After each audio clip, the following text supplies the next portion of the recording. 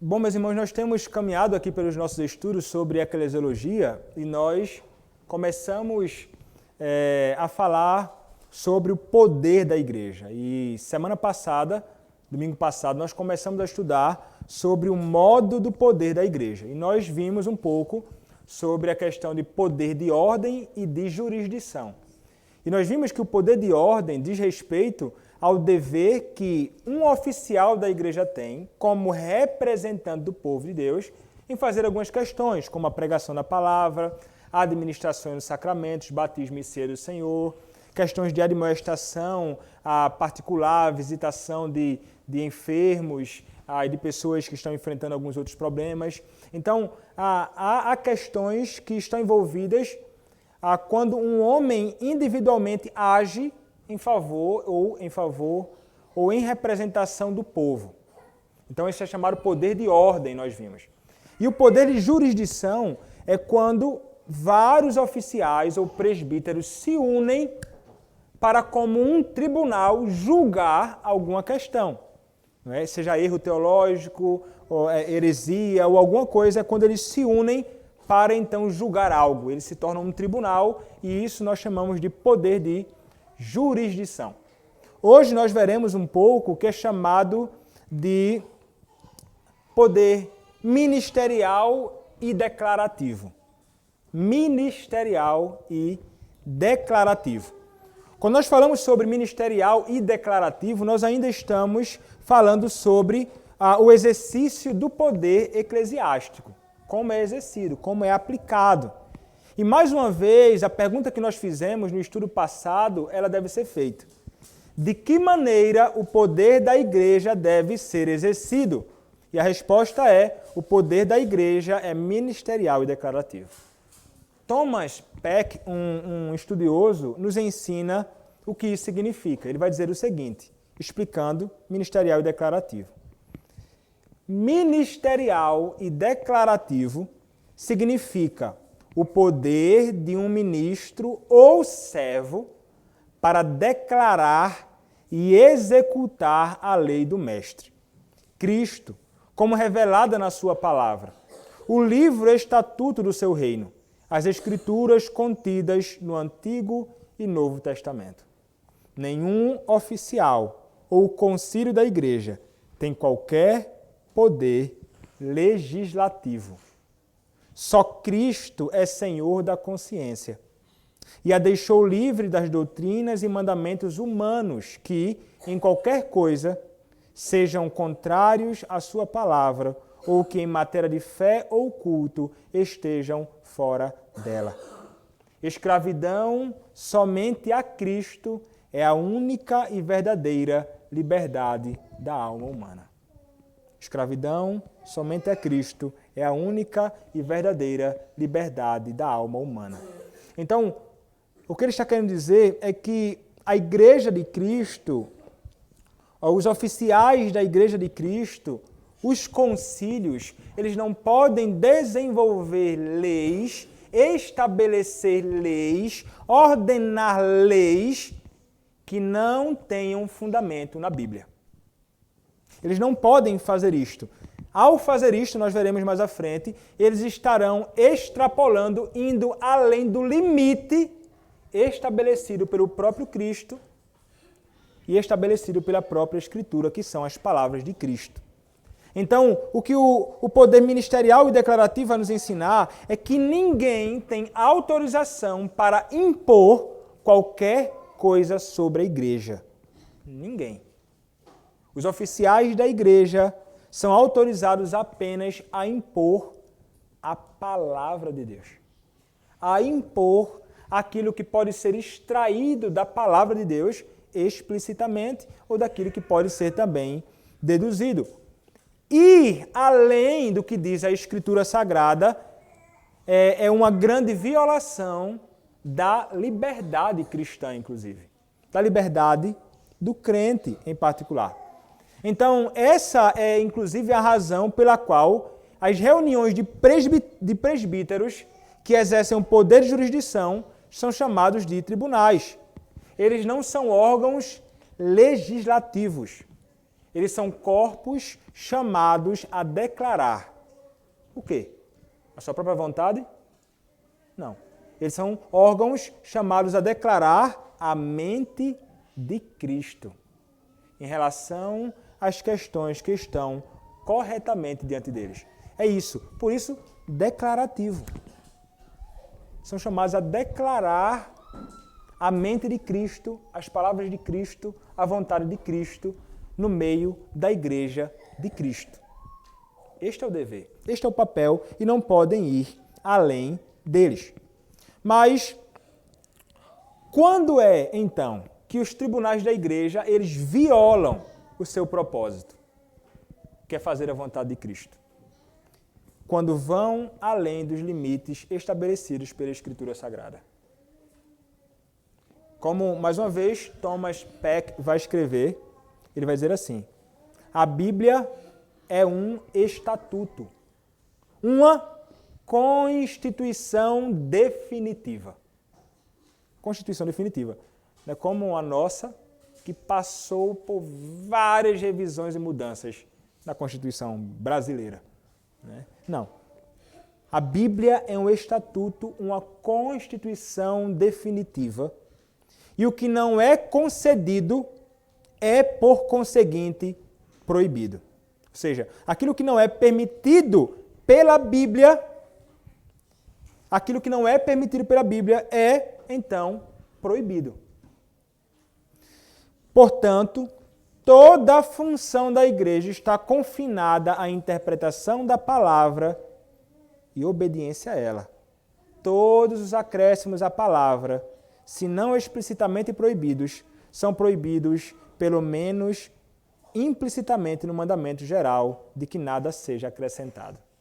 Então vejam, o que não é concedido é por conseguinte proibido. Tem questões que não são aprovadas pela Escritura, isso implica que é de fato uma grande proibição. Como a questão de nada seja acrescentado à Escritura. Há uma proibição que é feita, não é concedido e nem permitido que se acrescente algo, então há, portanto, uma grande proibição sendo declarada. Então, toda a função da igreja está confinada à interpretação da Bíblia. Então, somos chamados a nos debruçar sobre a Escritura e, então, a interpretar a Escritura devidamente. E, não somente isto, há também a obediência a ela. Nós somos chamados a nos sujeitarmos a esta constituição definitiva que é a Bíblia. Ela é, como nós sabemos, a nossa regra de fé e de prática. É a ela, então, que nós devemos obedecer. Ao obedecer as palavras da Escritura, estaremos obedecendo ao próprio Cristo, a sua própria vontade. Então, a igreja ela não está autorizada sobre questões que Cristo não autorizou na palavra de Deus a tratar. Então, é como se nós fôssemos chamados, como vai dizer Calvino, nas Institutas, a falar até onde o Senhor fala e nos calar onde o Senhor se cala. Não ultrapassar essa regra ao interpretarmos a Escritura Sagrada. Então ele vai dizer, o autor Guy Waters, ele vai trazer um exemplo, ele vai dizer assim: a igreja ela não está autorizada a apoiar um determinado candidato a um cargo público do governo civil. A igreja de Cristo, ela não está autorizada a apoiar um determinado candidato a um cargo público do governo civil. Não temos essa autorização. Como igreja, um concílio da igreja não pode impor ou estabelecer algo desta natureza. É como John Payne, ele vai escrever até um pouco sobre isso no artigo que ele escreveu, estava pesquisando sobre isso, ele vai dizer assim, sobre algumas questões que podem ultrapassar os limites. Ele vai dizer assim: as igrejas protestantes também são culpadas de exercer o poder eclesiástico além dos limites bíblicos. Nos últimos tempos, vemos esse abuso de poder quando igrejas ou ministros exigem que os membros votem em certo candidato político, ordenam certa maneira de educar seus filhos ou requerem um dom de línguas para aceitação dos membros da igreja. Tem coisa assim, viu? Tem igrejas por aí que ordenam e você só se torna oficial na igreja se você, por exemplo, falar em línguas. Coisa dessa natureza. Então ele vai dizer assim: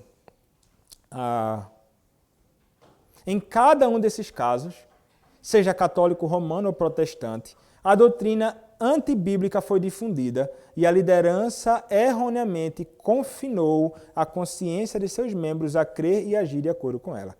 Esses tipos de abusos de poder eclesiástico causam confusão generalizada e desviam a atenção da igreja, da autoridade e da palavra de Deus.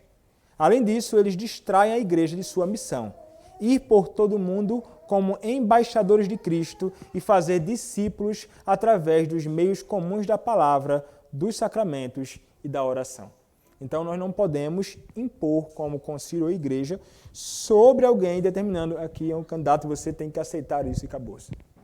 Não podemos estabelecer regras sobre coisas que a Escritura não nos autoriza, mas a igreja é chamada a declarar os princípios do governo civil estabelecidos em passagens da Escritura. Somos chamados a anunciar isto, denunciando erros e falando como o Senhor então requer que o governo civil possa agir. Como, por exemplo, através de textos como Romanos capítulo 13, do verso 1 até o verso 7, ou como também nos ensina 1 Pedro capítulo 2, dos versos 13 até o verso número 17. Então, tentar obrigar e subjugar a consciência de alguns é algo que vai extrapolar o poder da igreja. Vai além. Nós não podemos, então, fazer isto como igreja ou como concílio. A Confissão de Fé de Westminster vai tratar um pouco sobre isso. E quando nós olhamos para o capítulo 31, quarta seção, vai dizer o seguinte: os sínodos e concílios não devem discutir nem determinar coisa alguma que não seja eclesiástica. Não devem imiscuir-se nos negócios civis do Estado, a não ser por humilde petição em casos extraordinários ou por conselhos em satisfação de consciência, se o magistrado civil os convidar a fazê-lo. Então, há uns limites aqui que a igreja não pode ultrapassar, ela deve deliberar sobre questões eclesiásticas. O poder da igreja está associado a um poder que é espiritual. É espiritual. Nós não vamos coagir ninguém à força a fazer algo, mas nós lidamos com questões que são espirituais. É dessa forma que as coisas devem caminhar. Não somente Guy Waters vai falar sobre isso, James Bannerman vai falar sobre isso, no conteúdo do pastor Paulo Anglada ele vai tratar sobre isto. Este é o limite e nós não podemos nos estender além disso. Então, o ensino apresentado aqui na Confissão de Fé de Westminster é que os concílios da igreja devem realmente lidar apenas com questões exclusivamente eclesiásticas. Ou seja, a igreja é chamada apenas a declarar a vontade de Deus como está registrado nas Escrituras Sagradas. A declarar, a proclamar isto. E alguém poderia então perguntar, e quanto ao envolvimento civil? A Confissão de Fé até vai nos dizer, né? Duas ocasiões ou duas situações em que a igreja vai se envolver com questões civis. Ele vai dizer, primeiro, que é quando há uma humilde petição em casos extraordinários. Então, através de uma humilde petição em casos extraordinários, é que a igreja vai se envolver com questões relacionadas ao governo civil. Então, pode acontecer isto, e a igreja, então, poderá se envolver com isto. E uma segunda situação é quando o magistrado civil precisar que a igreja dê conselho sobre alguma questão. Dificilmente um governo perverso vai solicitar a igreja a deliberar sobre questão alguma. Mas entendo um governo com alguém que teme verdadeiramente a Deus, a consulta à Escritura e à igreja é algo que deve ser feito, né? Então, quando somos chamados a isso, aí nós podemos, então, como concílio ou igreja, nos envolver nessas questões. Esse é o limite, né? Ou esse é a extensão do envolvimento da igreja, segundo a nossa fé, segundo os nossos padrões doutrinários. Mas alguém poderia, então, perguntar, qual a razão para essa limitação? Por que razão, então, temos de ser limitados, né, quando temos de deliberar sobre isto? E há pelo menos dois aspectos da razão. Primeiro, a igreja deve exercer seu poder somente dentro dos limites designados para ela por Cristo. Isto significa que ela não está autorizada a falar sobre questões que estão fora do que Deus declarou na sua palavra, nem receber uma promessa de ter competência sobre isto. Então, é um chamado, meus irmãos, aqui a nos atermos e nos limitarmos somente realmente aquilo que a Escritura diz. Não é? Somente aquilo que Deus prescreve. E nós estaremos fazendo muito bem se nós caminharmos assim. Isso, inclusive, para o bem da igreja, para o bem do povo de Deus. Porque o que nós vemos de problemas vários aí em muitas igrejas espalhadas pelo mundo é justamente quando a liderança da igreja ela vai extrapolar esse limite, ela vai além do limite. Aí você vai ver todo tipo de práticas erradas na igreja, no culto, no serviço cristão. São pessoas que vão impor sobre as pessoas coisas que vão além daquilo que a própria palavra prescreve. Aí você vai encontrar grande angústia por parte daqueles que estão sofrendo a imposição de coisas que vão além da palavra. Agora, quando nós caminhamos segundo a verdade de Deus, isso é totalmente diferente. Porque é a vontade de Deus que está sendo aplicada. E em sendo a vontade de Deus, não há nada ruim. Só boa. Nós podemos achar ruim por causa dos nossos pecados. Mas a igreja estará sendo conduzida segundo o que diz a Escritura Sagrada. Ou segundo aquilo que não somente é dito pela Escritura explicitamente, aquilo que é ensinado a nós através de princípios da própria Escritura. E, como falaremos mais à frente no outro estudo, aquilo que é extraído da Escritura como verdade doutrinária de Deus, inegociável, e que nós então devemos caminhar segundo essas verdades, porque em sendo verdadeiramente extraídos da Escritura Sagrada, são tão autoritativas quanto outras declarações bíblicas da palavra. Porque é vontade do Senhor. É palavra de Deus para a nossa vida. Então, é importante esse limite até mesmo para o bem da igreja e de cada membro em particular. Para o bem de cada membro em particular. Porque, inclusive, ela vai ser algo que vai impedir que a liderança ou governo eclesiástico tire a liberdade cristã. Tire a liberdade do indivíduo. Cristo, ele libertou seu povo. E ele libertou seu povo de quê? Das doutrinas e mandamentos humanos que em qualquer coisa sejam contrários à sua palavra ou que em matéria de fé ou de culto estejam fora dela. Isso é o que nos diz a Confissão de Fé de Westminster, capítulo 20, segunda seção. Cristo libertou o seu povo, vou repetir, das doutrinas e mandamentos humanos. Então, os homens querem o tempo inteiro estabelecer leis. Regrinhas que não têm a menor prescrição bíblica. Somente coisas que são fruto da própria imaginação dessas pessoas. E eles então querem subjugar outras pessoas. Até mesmo nós, muitas vezes, queremos fazer isso. Impedindo e tirando a liberdade cristã daquele que é meu irmão em Cristo. Então, ele nos libertou das doutrinas e mandamentos que em qualquer coisa sejam contrárias à sua palavra. É disso que ele nos libertou. Temos a liberdade em Cristo. Ou que em matéria de fé, ou seja, no que diz respeito àquilo que nós cremos, matéria de fé é aquilo que nós cremos, abraçamos, né? Deus é trino, é verdade que nós abraçamos, é inegociável. Cristo é plenamente divino e plenamente humano. As suas duas naturezas não podem ser misturadas, nem separadas ou confundidas. Ele é Deus-homem. E tantas outras verdades que nós abraçamos em matéria de fé e de culto, que nós fazemos todo domingo de manhã e noite. Nós não podemos ir contra a palavra de Deus, não podemos fazer algo que está fora dela. Então, se a igreja passa dos limites, o que elas vão arriscar? Elas arriscam comprometer a consciência dos cristãos individuais. Ela vai comprometer a consciência de cada um individualmente, quando ela vai subjugar algo sobre a pessoa que não está na palavra.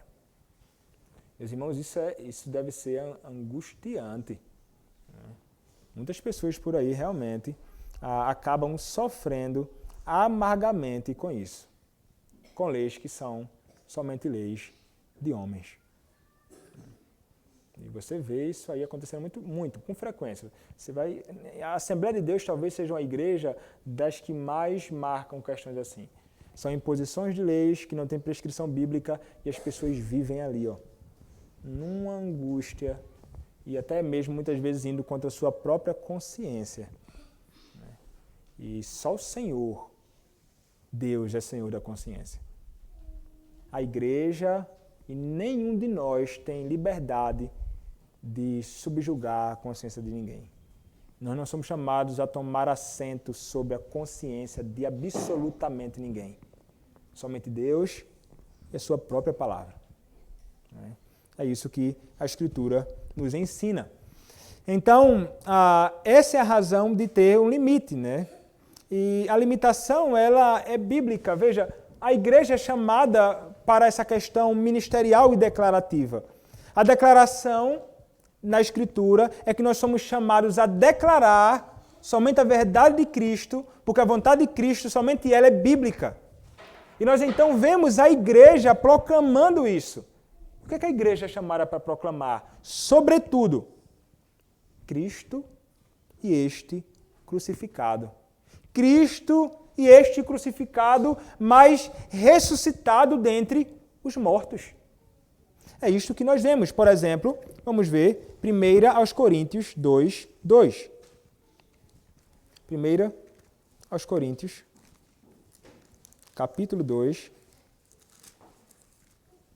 verso 2. Veja o que diz. Porque decidi nada saber entre vós, senão a Jesus Cristo e este crucificado. Jesus Cristo e este crucificado. E ainda, em 1 aos Coríntios, capítulo de número 15, do verso 1 até o verso 4, veja o que diz a palavra. Irmãos, venho lembrar-vos o evangelho que vos anunciei, o qual recebestes e no qual ainda perseverais. Por ele também sois salvos, se retiverdes a palavra tal como vos-la preguei, a menos que tenhas crido em vão. Antes de tudo, vos entreguei o que também recebi, que Cristo morreu pelos nossos pecados segundo as Escrituras, e que foi sepultado e ressuscitou ao terceiro dia, segundo as Escrituras. Então veja, eles vão falar sobre morte, eles vão falar, a igreja vai dizer, Cristo morreu pelos nossos pecados, segundo o que diz as Escrituras, foi sepultado e ressuscitou ao terceiro dia, segundo diz as Escrituras. Então somos chamados a proclamar o Evangelho e somos chamados a declarar a obra completa do nosso Senhor Jesus Cristo, que morreu e ressuscitou para a nossa justificação. Então, esse é o envolvimento da igreja, sobretudo.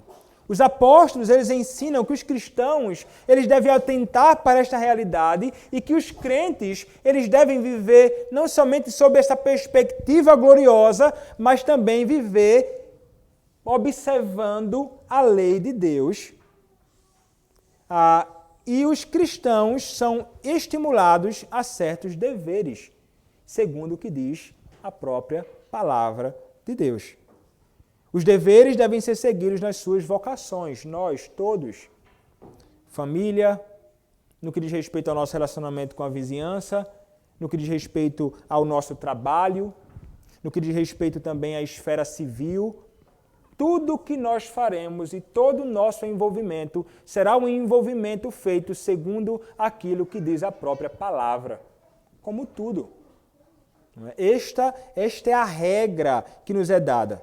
Então, a Escritura é aquela que vai ensinar que todos os seres humanos, se não atentarem para o que diz a Escritura, eles terão de prestar conta a Deus, inclusive, pelo mesmo padrão que os cristãos serão tratados. E qual o padrão? A lei de Deus. Vejam então que a lei de Deus, ela está, meus irmãos, em todo o canto. Não somente é o limite e aquilo que vai determinar e aquilo que a igreja deve proclamar, mas é aquilo que os membros da igreja em particular devem estar envolvidos, é com ela também. Nada além dela. Nem subtraindo absolutamente nada que a Escritura prescreve. Nós sabemos que acrescentar ou subtrair qualquer coisa da Escritura, Paulo vai dizer com muita dureza, anátema, maldito seja, objeto da ira de Deus seja todo aquele que vá além daquilo que temos ensinado, ou até mesmo que acrescente algo à Escritura Sagrada. A palavra de Deus é realmente algo que é muito importante e que nós nunca podemos negligenciar, não podemos deixar de lado.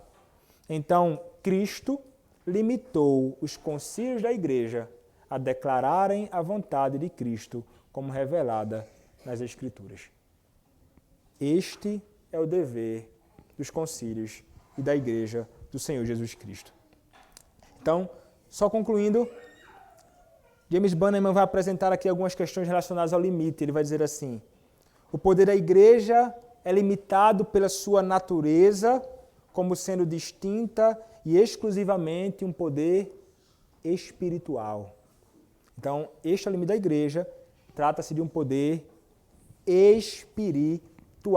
Não somente isso, ele vai dizer, o poder da igreja é limitado pela fonte de onde procede, ou seja, pela autoridade do Senhor Jesus Cristo, o cabeça da igreja, de onde se deriva a autoridade da igreja. Ele vai dizer, é limitado pelo próprio Cristo. Os ministros são servos de Cristo e eles só podem falar e declarar aquilo que o próprio Cristo ordenou. Nada além disso. Então, e se eu não posso lhe falar algo que vá além de Cristo, que é o cabeça da igreja, nada que procede da fonte, que é o próprio Cristo, mais uma vez eu volto para a Escritura. A Escritura são as palavras do próprio Cristo.